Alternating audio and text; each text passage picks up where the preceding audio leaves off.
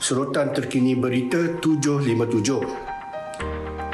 Parti Rakyat Bersatu Sarawak (SUPP) mendakwa Presiden Parti Demokratik Progresif PDP Datuk Seri Tiong King Sing tidak menghormati kuasa kolektif Kabinet Negeri dan menjejaskan semangat gabungan Parti Sarawak GPS. Ini susulan kenyataan King Sing yang menuduh Presiden SUPP Datuk Dr. Sim Kui Hian gila kuasa serta campur tangan pelantikan pemimpin masyarakat dan tuai rumah di Sibu.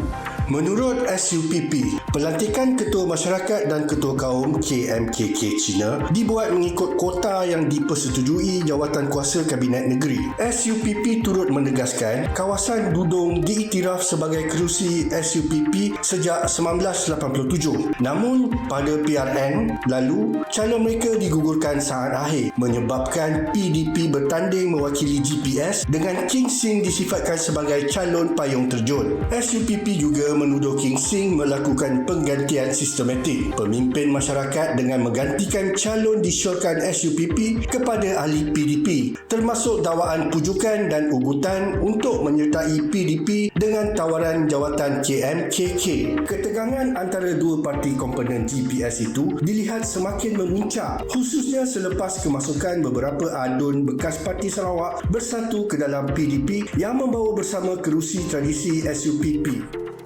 Dalam perkembangan politik, Ahli Majlis Penasihat Perpaduan Negara Profesor Tajuddin Rasidi menyifatkan kritikan terbaru Ahli Parlimen Pandan Datuk Seri Rafizi Ramli terhadap Perdana Menteri Datuk Seri Anwar Ibrahim sebagai kenderaan paling tidak beradab, khususnya dakwaan bahawa Anwar obses dengan kuasa dan jawatan Perdana Menteri. Tajuddin berkata beliau tersinggung dengan tuduhan itu sambil mengingatkan bahawa Anwar kekal berjuang meskipun berdepan kekejaman polis dan pemenjaraan selama bertahun-tahun. Menurut Tajuddin, jika Anwar benar-benar taksub dengan kuasa, beliau boleh memilih jalan mudah meninggalkan negara, bukannya menanggung hukuman penjara demi perjuangan. Malah, katanya, jika beliau sendiri berada dalam situasi yang sama, kemungkinan besar sudah mengalah sejak awal kerana melawan UMNO ketika itu adalah sesuatu yang gila dan hampir mustahil dibayangkan. Tajuddin turut mengkritik sikap Rafizi yang semakin lantang sejak tewas dalam pemilihan PKR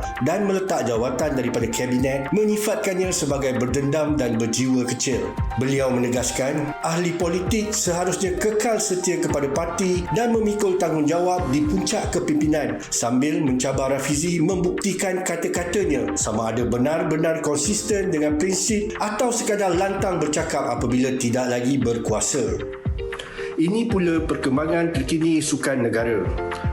Legenda kejurulatihan badminton Malaysia, Datuk Misbun Siddiq, memulakan projek kejurulatihan pertamanya di luar negara dengan berganding bersama jurulatih India, Rajinikanth, di Pusat Badminton Hudson, Sivakasi, Tamil Nadu. Pada usia 65 tahun, Misbun membawa misi besar untuk melahirkan pemain nombor 1 dunia kali keempat, kali ini dari India. Misbun yang terkenal membimbing Datuk Seri Lee Chong Wei sebelum ini telah melahirkan 3 pemain nombor 1 dunia, iaitu Datuk Rashid Siddiq, Roslin Hashim dan Chong Wei. Beliau berkata, keputusan menerima tawaran di India dibuat selepas melihat potensi besar bakat muda negara itu yang semakin menyelah di peringkat antarabangsa. Dalam peranannya, Misbun akan merangka program latihan khas bagi menyokong Ketua Jurulatih Rajinikanth serta meningkatkan standard keseluruhan pemain. Antara bakat yang menarik perhatiannya ialah pemain ranking ke-88 dunia, S. Ritvi Sanjeevi, juara Master Odisha